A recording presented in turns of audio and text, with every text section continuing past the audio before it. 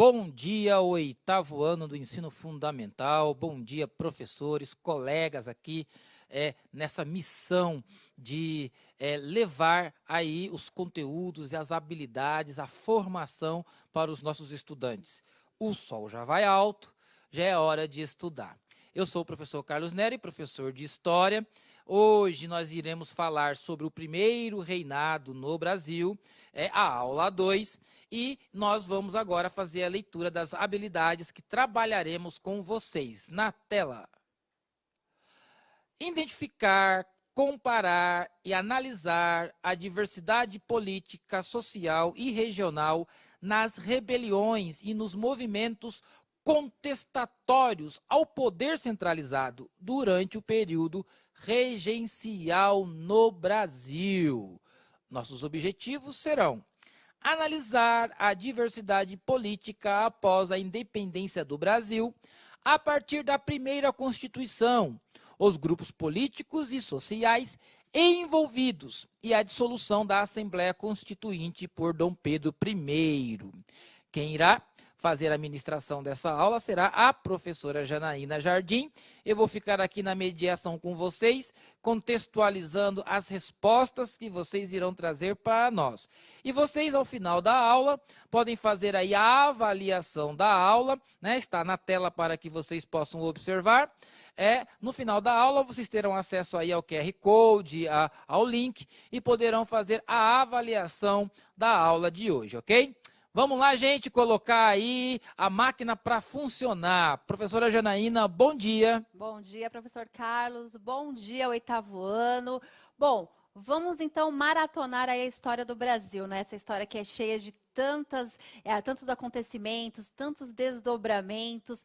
E hoje nós vamos falar do primeiro reinado. Por que eu sempre, quando eu falo reinado, parece que vem Reinaldo na minha mente? É porque é parecido o nome, falta só o L, né? É porque os estudantes, na sala de aula, eles fazem essa brincadeira, né? Quando a gente fala primeiro reinado, eles já vêm com Reinaldo. Então, primeiro reinado, aula 2. Enquanto vocês copiam aqui, oitavo ano, como que nós terminamos a nossa última aula? Lembrando que é muito importante que vocês assistam todas as aulas, porque nós terminamos a aula e na aula seguinte nós fazemos sempre uma revisão da aula anterior. Então, ela está assim, né, sequenciada. É importante que a habilidade ela seja trabalhada sob vários aspectos. Bom, na aula anterior nós terminamos assim, ó. Dom Pedro I, ele chama a primeira Constituição. Então, ele faz uma reunião, convoca alguns deputados, alguns senadores, pessoas influentes ali da região, né, do Brasil, de várias províncias, e fala para eles assim, pessoal, façam a primeira Constituição do Brasil. Mas essa primeira Constituição do Brasil, ela tem que ser assim a minha altura de Dom Pedro, de um imperador. Quando Dom Pedro falou isso, para aqueles deputados que estavam lá pensando uma primeira Constituição para o Brasil, os deputados já pegaram aquele ranço, né? Porque eles falaram assim, como assim? Como que Dom Pedro, ele quer uma Constituição à altura dele? Não, a Constituição do Brasil, ela vai ser à nossa altura, ela vai obedecer aos nossos interesses. A elite, né? A elite que está ali no Brasil, que são os portugueses, os brasileiros. Quem são os brasileiros? Aqueles que já estão aqui lá na colônia, que já se instalaram nas colônias, eles têm terras, eles têm status. E os portugueses são aqueles que vieram de Portugal e fazem esse comércio entre Portugal e Brasil. Então, eles fizeram lá uma Constituição, só que essa Constituição ela retirou os poderes de Dom Pedro, diminuiu a participação de Dom Pedro. Dom Pedro ficou muito bravo, achou um absurdo e dissolveu a primeira Assembleia Constituinte. E ele não dissolveu assim conversando, não. Não foi nada amigável. Na realidade, ele colocou o exército em volta ali do prédio onde era a Assembleia, onde eles estavam pensando a primeira Constituição. Os soldados retiraram todos aqueles parlamentares, todos aqueles deputados de dentro do prédio, e eles ficaram muito aterrorizados. Inclusive, esse episódio ficou conhecido como a Noite do Terror, né? a noite do terror, aliás, a noite da agonia. A noite da agonia, que também é um terror, Que é um né? terror, né? Ficaram aterrorizados. Afinal de contas, eles eram uma elite, né? Como assim uma elite ali que estava pensando uma constituição para o Brasil e eles serem retirados do prédio daquela forma, para eles aquilo foi um absurdo. Bom, aí dissolveu a Constituição, agora é a hora de Dom Pedro fazer de fato, outorgar de fato uma Constituição para o Brasil. Só que essa Constituição que ele outorga, gente, ela é extremamente centralizadora, porque agora sim, agora Dom Pedro ele vai fazer uma Constituição com a cara dele. Autoritário, moderador, e hoje nós vamos ver isso, como foi a primeira Constituição do Brasil, e aí nós vamos comparar essa Constituição de 1824 com a Constituição que nós temos hoje. Então faremos essas comparações. Mas é sempre importante lembrar que nós falamos aqui o tempo todo dessas questões políticas da elite. Afinal de contas, gente, o processo ali foi todo pensado para as elites. Mas eu vou deixar uma questão para que vocês respondam em 1 minuto. Vou deixar na tela para os estudantes do 8º ano. Vamos lá. A questão é a seguinte. Após a independência do Brasil, como ficou a vida dos negros indígenas? Então, contem para nós aí em 1 minuto.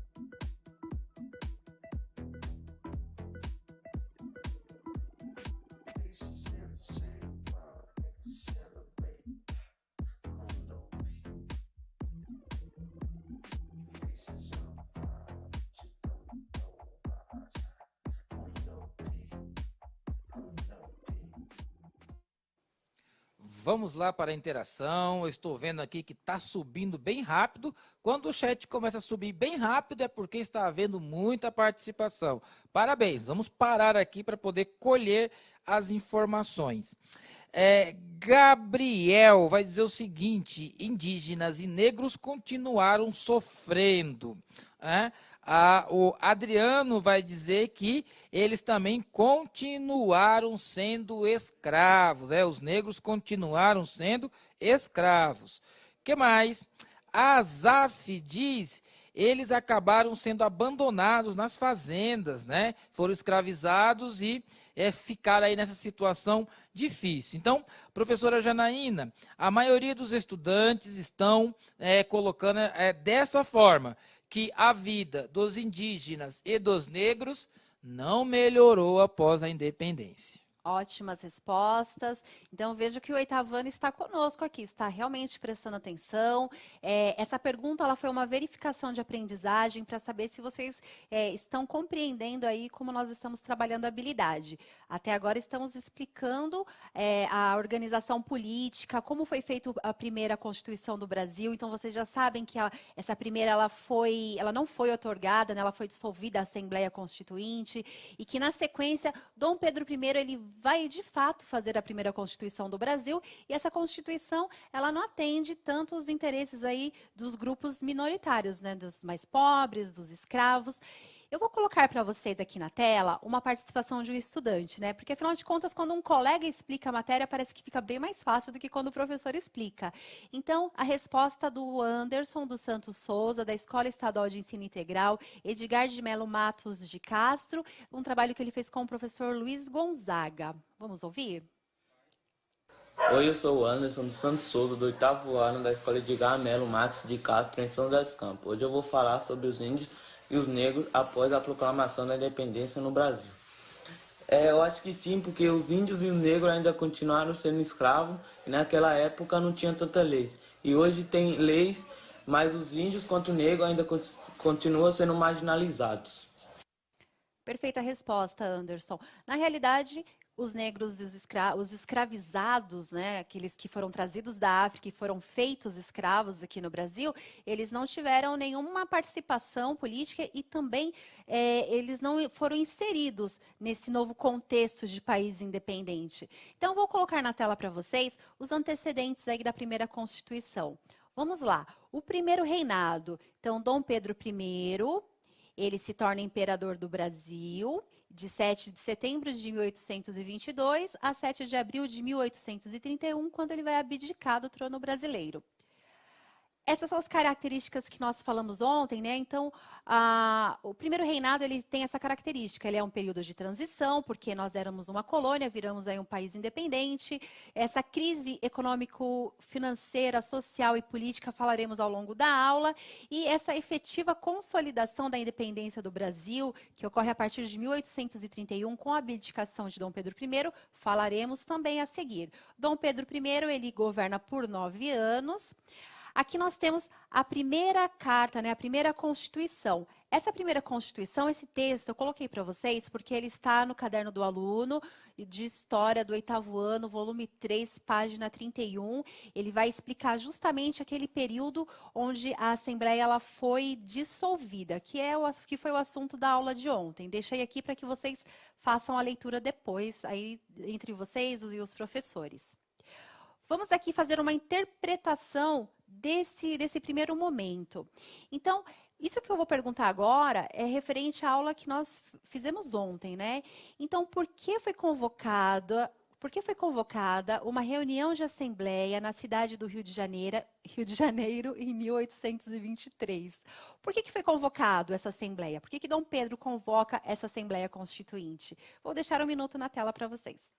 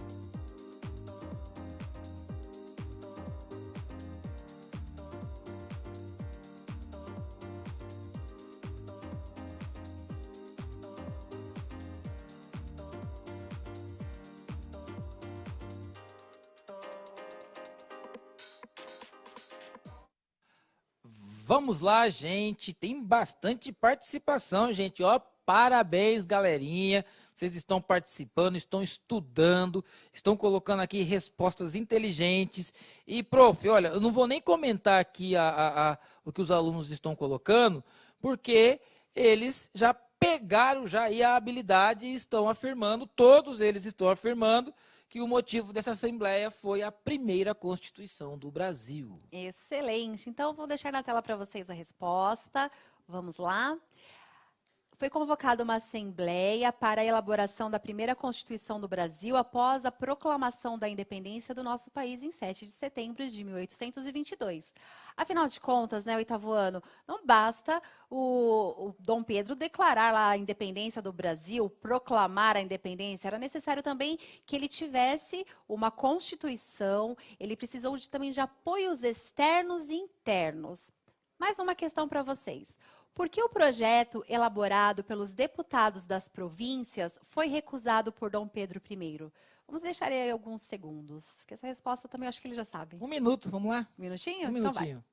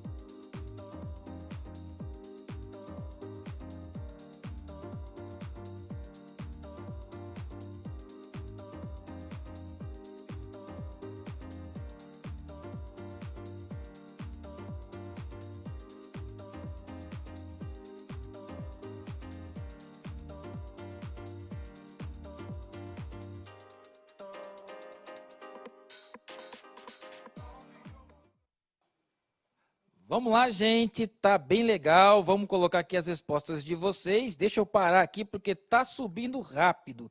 Vamos lá. Eduardo vai dizer o seguinte, olha, o poder do imperador ia ser limitado, não é? Então, por isso que houve essa questão aí da recusa por parte de Dom Pedro I.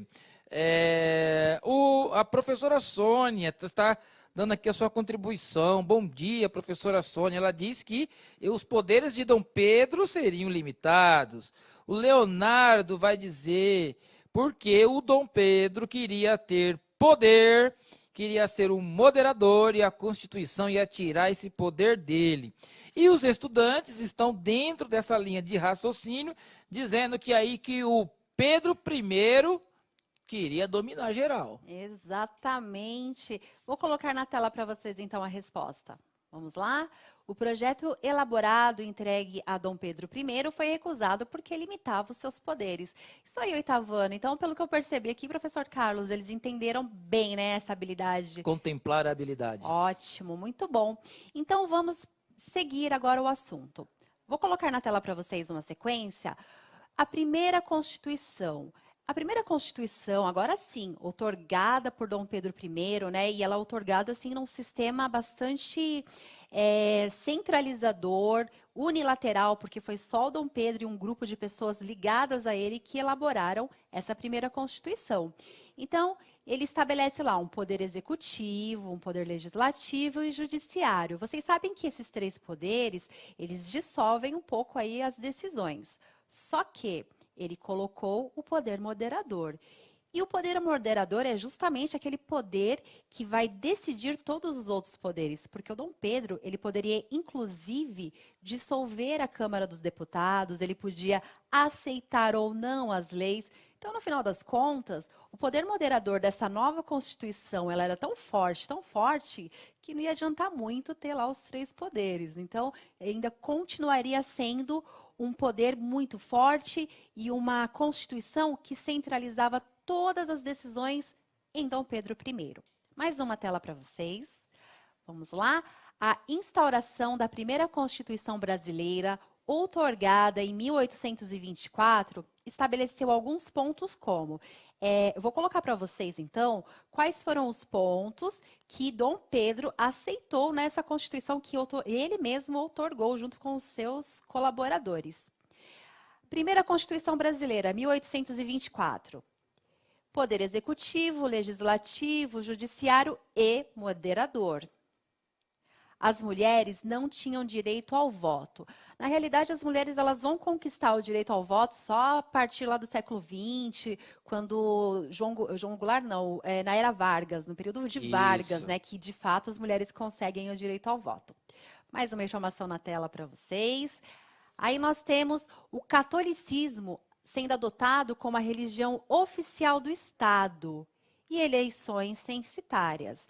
O catolicismo foi adotado como a religião oficial do Estado. E quando eu falo Estado, não estou me referindo às províncias. Porque quando nós falamos províncias, estamos nos referindo ao que hoje chamamos de estados. Quando eu falo Estado, que Dom Pedro ele coloca a Igreja Católica como a religião oficial do Estado, estou me referindo ao Brasil todo, ao Império Brasil. Está bem? Agora, vamos comparar a Constituição que Dom Pedro outorga lá em 1824 com a nossa Constituição. Vamos ver. A Constituição de 1988, é essa que nós usamos até hoje. Ela tem uma série de ampliação das liberdades e dos direitos individuais. Quais são os direitos que nós temos hoje? Direito à educação, à saúde, direito ao culto. Ao culto nós estamos nos referindo aqui às religiões. Ao voto direto, secreto, porque na Constituição de Dom Pedro, o voto ele era aberto. Já falaremos sobre isso. Direito à vida, direito à liberdade, à igualdade, à propriedade, segurança. E agora eu vou deixar uma atividade para vocês. Quais as principais diferenças entre as constituições de 1824, que foi aquela que Dom Pedro outorgou, e a de 1988, que são as nossas liberdades? Quais são as diferenças principais? 1 minuto.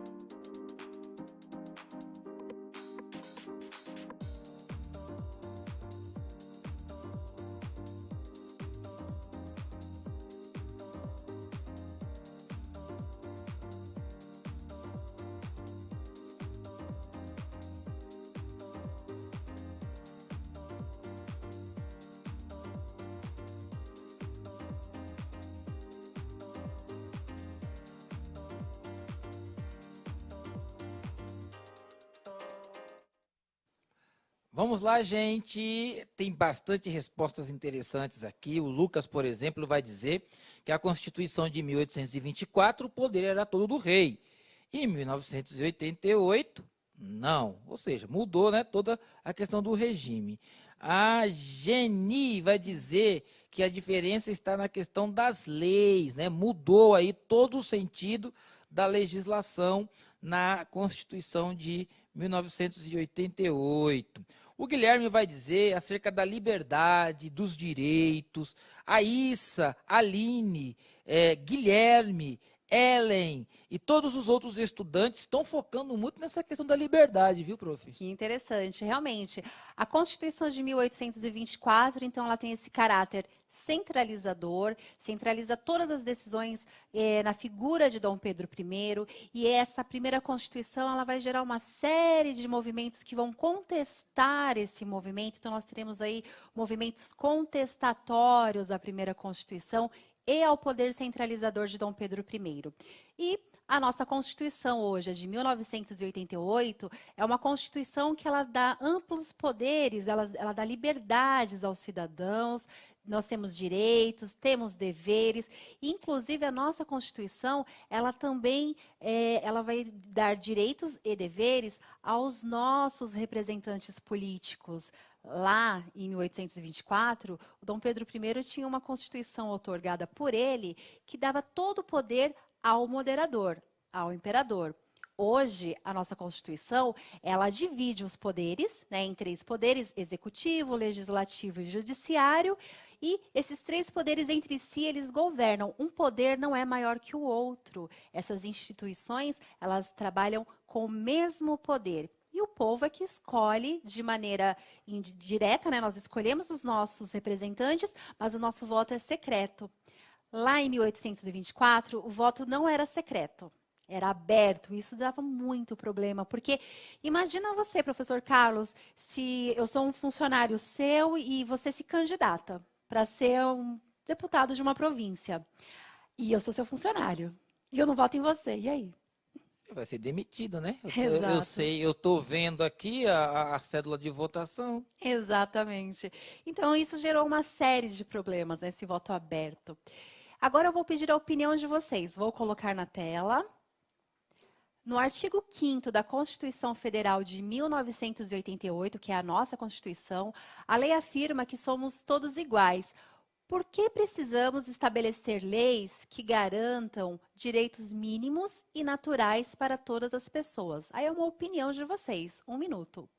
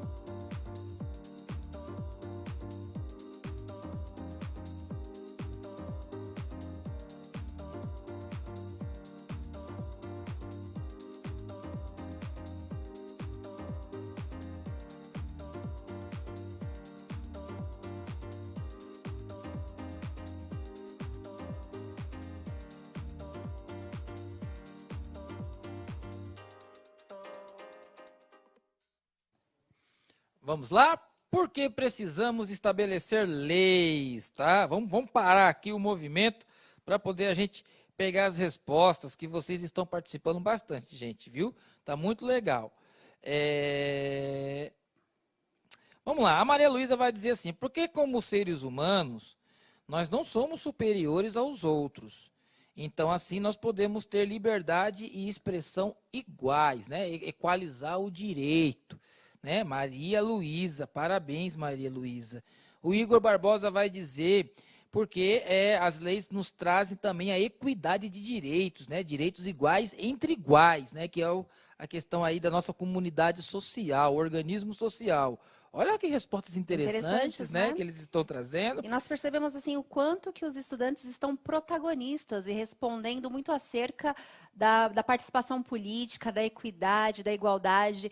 Então, quando vocês começam a pensar desta maneira, vocês estão exercendo a cidadania de uma forma muito mais consciente. Então, vocês estão atuando conscientemente na sociedade. Ótimas respostas. Olha o que o Gabriel escreve. Gabriel Marques diz assim: para termos uma sociedade justa que respeite as diferenças e as liberdades individuais. Perfeito. Tá indo lá pro John Locke, né? Sim. Pro iluminismo. Exatamente. E liberdades individuais e coletivas também, né? Porque a minha liberdade individual, ela não pode ser superior ao bem-estar de todos. Então, é um exemplo que nós usamos sempre, né? Eu tiro a minha carta de motorista. Aí eu compro o meu carro, é a minha liberdade individual. Só que o bem-estar coletivo diz que eu tenho que seguir algumas regras de trânsito para que não ocorram aí acidentes. Então, o nosso bem-estar coletivo, ele é importante também. O nosso bem-estar individual, ele não está acima do bem-estar de todos. E hoje, eu acho que um ótimo exemplo, né, professor,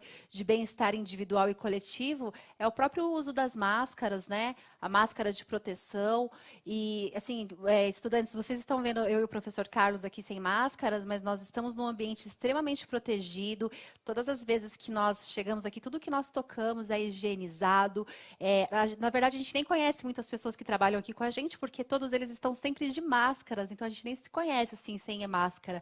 E estamos num ambiente muito protegido. Então, vamos supor que se eu quiser andar na rua, falar, eu tenho o direito de ir e vir, eu sou um cidadão livre, tenho minhas liberdades, e quiser andar na rua sem máscara. O meu direito individual, ele está acima do direito coletivo das pessoas se protegerem e terem... Não, e nós temos visto aí exemplos, né, nos jornais, nos telejornais, de pessoas que pensam que, como a nossa Maria Luísa colocou aqui, porque como humanos não somos superiores aos outros. Então, existem muitas pessoas aí que pensam que estão acima da lei e da ordem e desrespeitam aí toda essa questão dessa união contra a pandemia. E, como a professora Janaína falou, aqui nós estamos dentro do estúdio, num ambiente protegido, higienizado.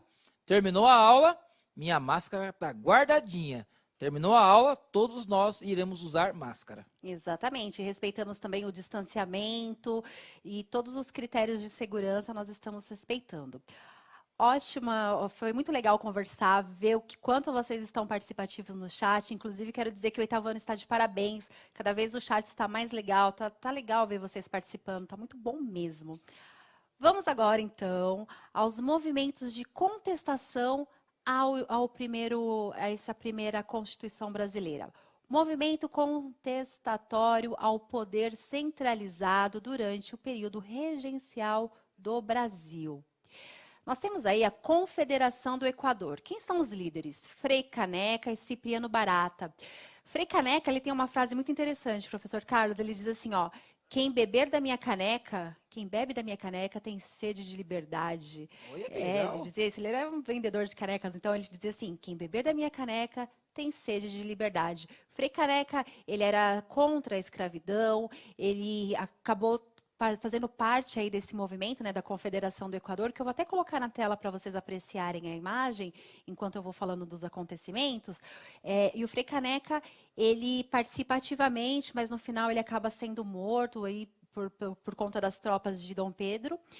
O Exército Imperial Brasileiro, ele ataca as forças confederadas em Recife em 1824 e acaba com essa Confederação do Equador. O importante aqui da Confederação é que, assim, ó, se fosse uma federação, e nós teríamos um estado mandando em tudo.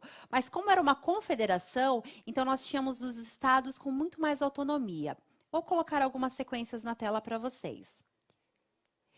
O movimento revolucionário de caráter republicano, separatista, que eclodiu no dia 2 de julho de 1824 em Pernambuco, se alastrando para outras províncias do Nordeste do Brasil. Olha o Nordeste aí se movimentando, né, e indo contra a todo esse caráter centralizador da política de Dom Pedro I.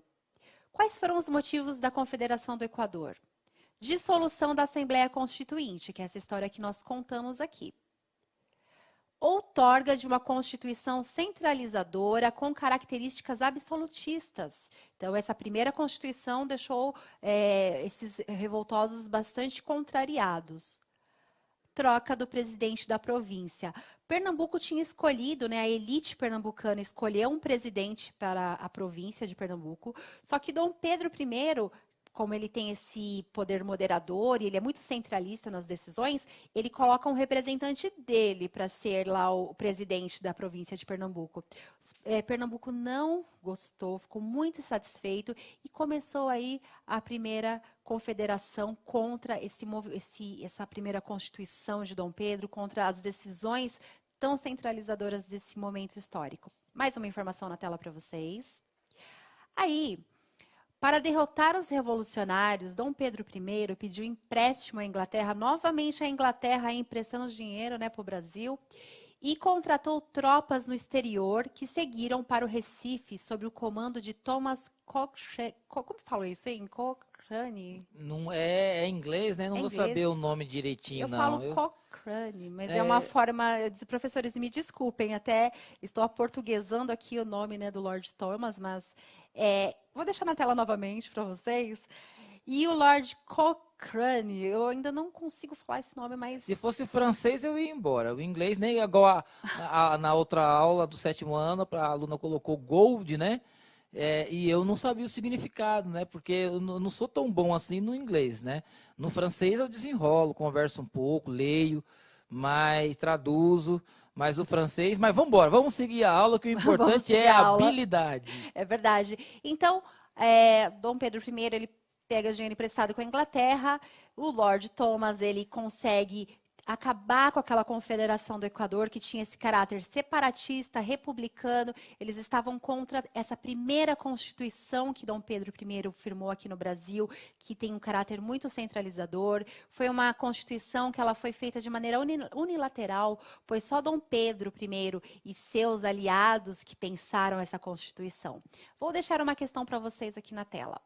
O que foi a Confederação do Equador? Essa atividade eu vou pedir que vocês façam junto com os seus professores. É uma sugestão de atividades, tá bem? Então, vocês podem utilizar aí para as notas do 3º bimestre. Mais uma tela para vocês.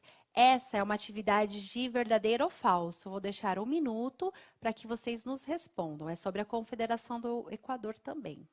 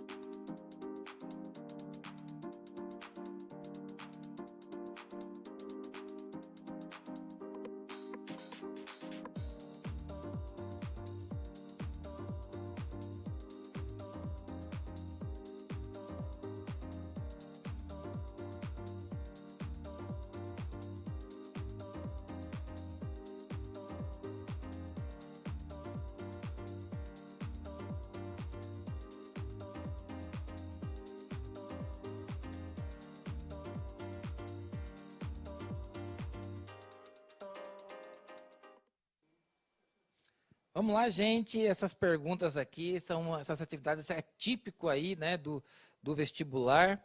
Vamos ver aqui o que os estudantes estão colocando. Vamos parar aqui, que está muito movimentado. Vamos lá. Vamos segurar aqui as respostas. A Débora vai dizer: verdadeiro, falso, falso, verdadeiro. A Gesiel vai dizer verdadeiro, falso, falso e verdadeiro, dentro da sequência. A Marisa, verdadeiro, falso, falso, verdadeiro. Então, eles estão seguindo aí nessa lógica aí da primeira verdadeira, segunda e terceira falsa e a quarta verdadeira. Como é que é a lógica aí, professora? Então, vou colocar para vocês a resposta correta. Vamos lá? A primeira resposta é verdadeira. Então, a Confederação do Equador, ela se caracterizou por ser uma revolta separatista, urbana, com caráter republicano. E nós tivemos aí uma massiva participação popular. Gente, eu não falei sobre isso, mas é importante lembrar que nesse momento nós temos sim uma participação popular. Podemos considerar que uma das principais causas desse movimento foi a alta dos impostos cobrados pelo governo de Dom Pedro I. Afinal de contas, para bancar todas essas campanhas militares, ele precisou aumentar os impostos, bem como a forte tendência absolutista centralizadora do seu governo. Aí a C. A elite pernambucana ficou muito satisfeita? Não, eles não ficaram satisfeitos com o novo presidente da província indicado por Dom Pedro. Eles queriam um presidente de província indicado por eles. E o Frei Caneca, ele era um forte opositor do governo de Dom Pedro I, e ele afirmava, né, que o poder moderador é a chave mestra da opressão da nação brasileira. Então, ele achava, sim, que esse poder moderador, ele oprimia a nação brasileira. Bom, vou deixar para vocês aí o resumo da nossa aula. Hoje nós falamos sobre a primeira Constituição, né? Analisamos o primeiro reinado de Dom Pedro, a dissolução da Assembleia Constituinte, até a outorga da primeira Constituição do Brasil independente e os movimentos de contestação ao poder centralizado. Falaremos mais sobre isso, sobre movimentos de contestação. Agora eu vou deixar para vocês na tela uma atividade de uns estudantes que são bastante protagonistas, são estudantes que realizaram alguns trabalhos e mostraram para nós. Na tela para vocês. Algumas escolas estão nos enviando, né, trabalhos, eles colocam lá na hashtag Eu no CMSP. E esse é um trabalho que foi feito pelo professor Júlio César, ele é de Araçatuba e os alunos são Rui Nunes e Felipe de Moraes do 8º ano. Para vocês na tela.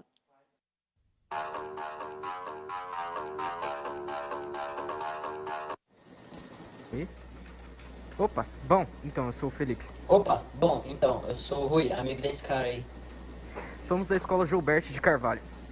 E somos de uma cidadezinha no interior chamada Araçatuba. Fizemos esse trabalho como atividade proposta pelo Júlio, nosso melhor professor de história. O tema obedeceu ao assunto da Revolução Industrial e é um pouco do nosso humor.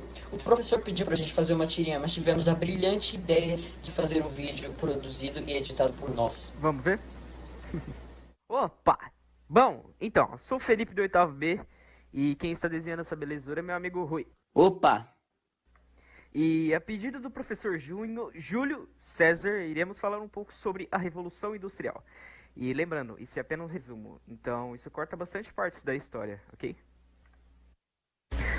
Bom, vamos lá. A Revolução Industrial começou na Inglaterra em 1760 e terminou em 1860. Foram anos complicados para os trabalhadores, por causa das condições de trabalho e essas coisas. Mas para a burguesia e a Inglaterra foi até que bem produtivo economicamente, até alcançaram o pioneirismo. Os trabalhadores viviam cansados e as crianças também trabalhavam naquela época. Ah, mas você pode me dizer...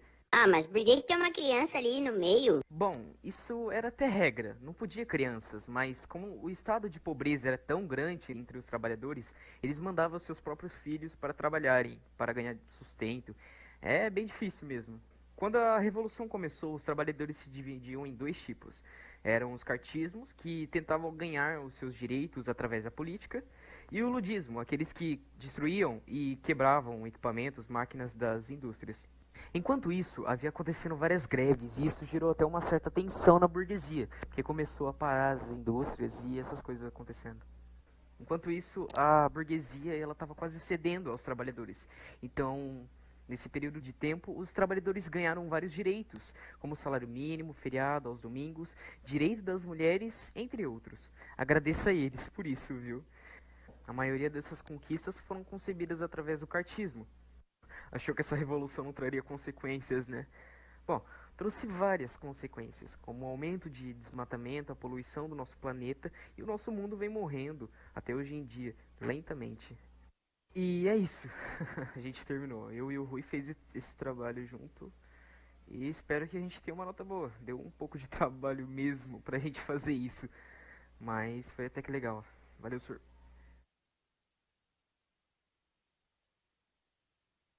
Olá, muito prazer. Eu sou o professor Júlio César, aqui da Escola Estadual Gilberto Carvalho, no interior de São Paulo, né, na cidade de Araçatuba.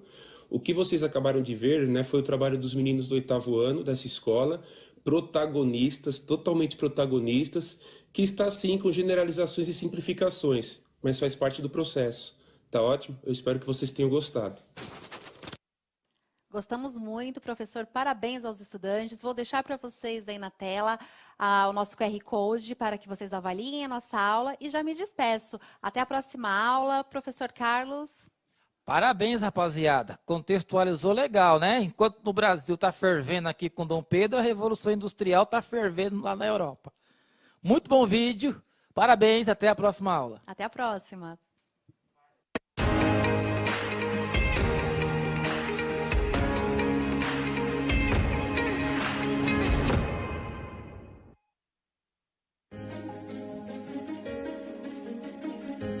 A escola pode estar distante, mas as aulas não. Por isso, o governo de São Paulo criou um aplicativo online de aulas com chats para todos os estudantes da rede pública de ensino durante a quarentena. O acesso à internet é gratuito e você ainda pode assistir às aulas ao vivo nos canais digitais da TV Cultura. Baixe o aplicativo e estude.